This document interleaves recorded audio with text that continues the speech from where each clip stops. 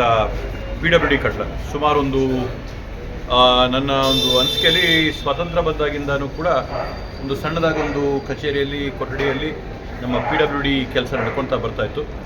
ಇವತ್ತು ಇತ್ತೀಚಿನ ದಿನಗಳಲ್ಲಿ ನಾವು ನೋಡಿದ್ರೆ ನಮ್ಮ ಲೋಕೋಪಯೋಗಿ ಇಲಾಖೆ ಕಡೆಯಿಂದ ತಾಲೂಕಾದ್ಯಂತ ಸಾಕಷ್ಟು ಕೆಲಸಗಳು ಇವತ್ತು ಆಗ್ತಾ ಬರ್ತವೆ. ಸುಮಾರು ಪ್ರಪ್ರಥಮವಾಗಿ ನಾವು ಚಿಂತಾಮಣಿ ರೋಡ್ನ PWD ಕಡೆಯಿಂದ ಮಾಡಿ ಅದನ್ನ ಅಭಿವೃದ್ಧಿ ಮಾಡಿದ್ದೀವಿ. ಅದನ್ನ ಅಂದಾಜು ಸುಮಾರು 60 ಕೋಟಿ ರೂಪಾಯಿಗಳ ವೆಚ್ಚದಲ್ಲಿರ್ಬೋದು, ಸಂತೆ ಸರ್ಕಲಿಂದ ಹಿಡಿದು ಚಿಂತಾಮಣಿವರೆಗೂ.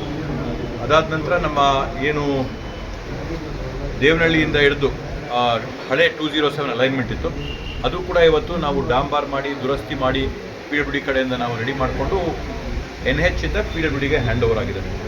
ಅದೇ ಥರದಲ್ಲಿ ಬೇರೆ ಬೇರೆ ಹೆದ್ದಾರಿಗಳಲ್ಲಿ ನಮ್ಮ IOC ರೋಡ್ ಆಗಿರ್ಬೋದು, ನಮ್ಮ ಸಮೇತನಹಳ್ಳಿಯಿಂದ ತಿರುಚಟ್ಟಳ್ಳಿ ಮಾರ್ಗವಾಗಿ ದೇವನಗುಂದಿಗೆ ಹೋಗುವಂಥ ರಸ್ತೆ ಆಗಿರ್ಬೋದು, ಇವೆಲ್ಲ ಕಾಮಗಾರಿಗಳು ಮಾಡುವ ಮುಖಾಂತರವಾಗಿ ನೂರಾರು ಕೋಟಿಗಳ ಅಭಿವೃದ್ಧಿ ಕಾಮಗಾರಿಗಳನ್ನ ಇವತ್ತು ನಮ್ಮ PWD ವತಿಯಿಂದ ಮಾಡ್ತಾ ಇದ್ದೀವಿ.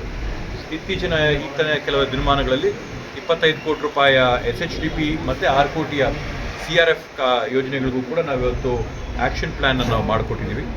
ಈ ರೀತಿಯಲ್ಲಿ PWD ಕಡೆಯಿಂದ ಒಳ್ಳೆ ಕೆಲಸ ನಡೀತಾ ಇದ್ರೂ ಕೂಡ ಅವ್ರಿಗೆ ಬೇಕಾದಂಥ ಒಂದು ಸುಸಜ್ಜಿತವಾದಂಥ ಒಂದು ಕಟ್ಟಡದ ಕೊರತೆ ಇದೆ.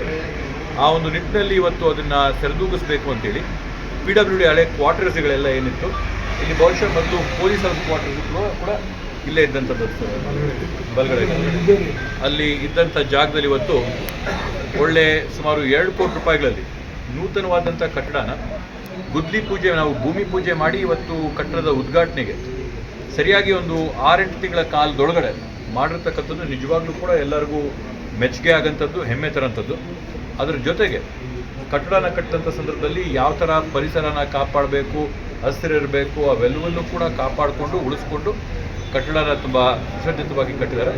ಅದರಿಂದ ಅವರೆಲ್ಲರಿಗೂ ಕೂಡ ಅಭಿನಂದನೆಗಳನ್ನ ಸಲ್ಲಿಸ್ತಾ ಇವತ್ತು ಸರಳವಾಗಿ ಈ ಒಂದು ಕಾರ್ಯಕ್ರಮನ ನಾವು ಮಾಡಿದ್ವಿ.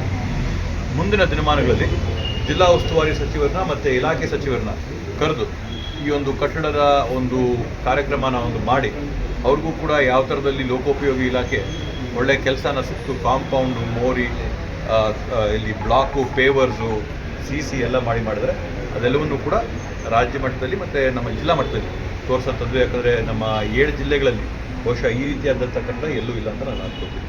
ಅದರಿಂದ ಅವರಿಗೆ ಈ ಸಂದರ್ಭದಲ್ಲಿ ಶುಭಾನ ಕೊಡ್ತಾರೆ.